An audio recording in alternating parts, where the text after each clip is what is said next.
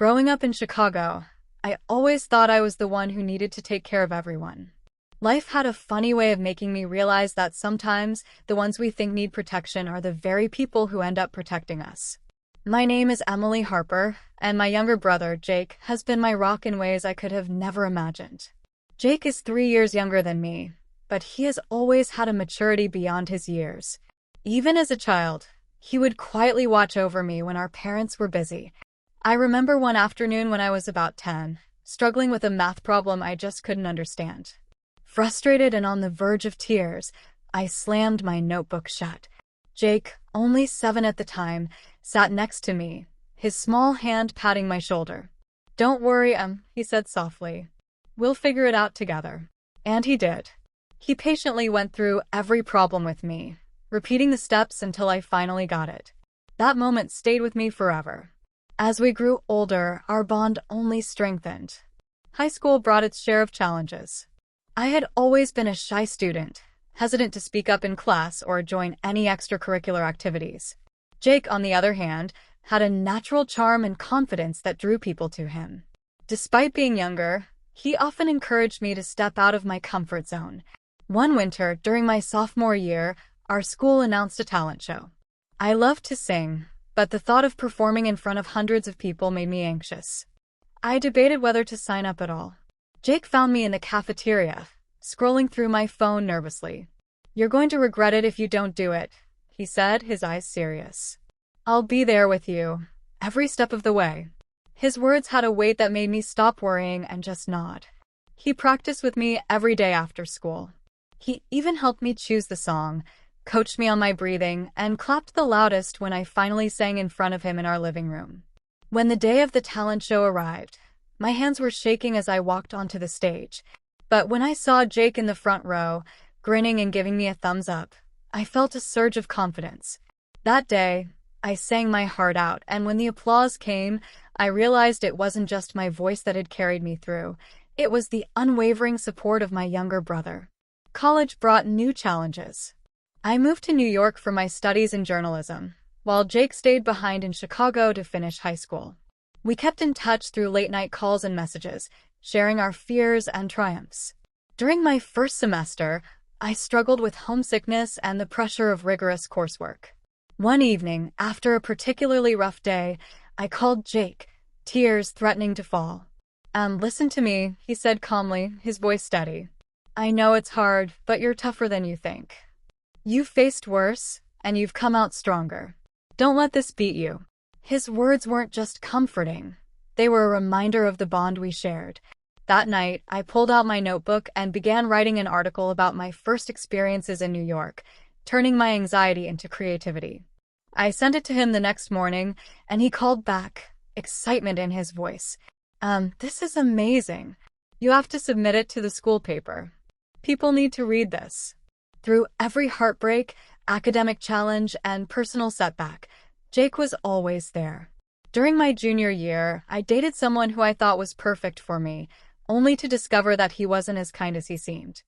I was heartbroken and doubted myself for a while. Jake, sensing my distress, flew to New York for a weekend just to be with me. We spent hours walking through Central Park, talking about everything from life goals to silly childhood memories. He reminded me that it was okay to feel hurt, and more importantly, that I deserved someone who truly valued me. Jake's own life had its ups and downs too. He struggled with self-doubt during his senior year of high school, worried about college applications and whether he was good enough. I remember one night, he sat on my bedroom floor, textbooks spread around him, looking defeated. "I don't know if I can do this, he said quietly. I knelt beside him, holding his hands in mine. "Jake, you're one of the smartest, kindest people I know. College isn't going to break you. It's going to help you shine. I believe in you, and I'll always be here to remind you how amazing you are." He smiled through his tears and hugged me tightly. "Thanks, I don't know what I'd do without you." That was the thing about Jake and me. We were each other's safety net. No matter where life took us, we always found our way back to each other. After graduating from college, I returned to Chicago to start my career in journalism. Jake had just finished college as well, and we both landed jobs in our respective fields in the same city. Living close to each other again was a blessing. Every morning, we shared breakfast, sometimes just coffee and bagels, but those moments were the small threads that kept our lives stitched together.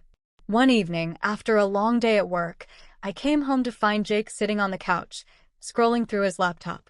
He looked up and smiled. "Hey, how was your day?" "Exhausting," I admitted, sinking into the chair next to him. "But it's nice to be home." He laughed softly. "Home is wherever we're together, right?" It was in that moment I realized just how rare and precious our bond was.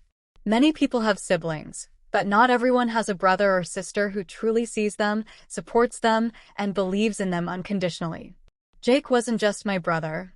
He was my best friend, my confidant, and my biggest cheerleader. Life continued to throw challenges at us. There were career setbacks, family emergencies, and moments of doubt. But through it all, we faced everything together.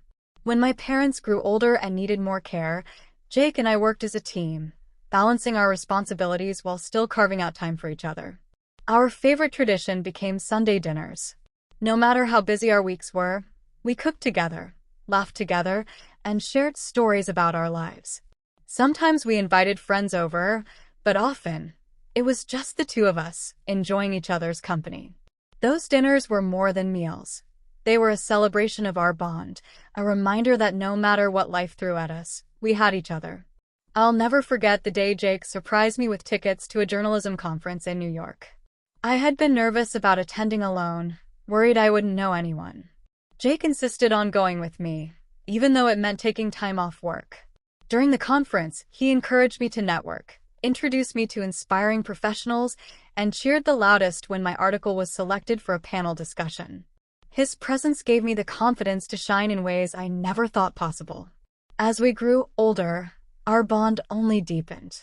We shared milestones, celebrated achievements, and comforted each other during losses. Jake got married a few years later, and I was honored to stand by his side as his maid of honor. Watching him embark on this new chapter of life, I realized how much he had grown, and yet, he was still the same caring, thoughtful brother who had always been there for me. Through every high and low, I learned an invaluable lesson. Family isn't just about sharing a last name.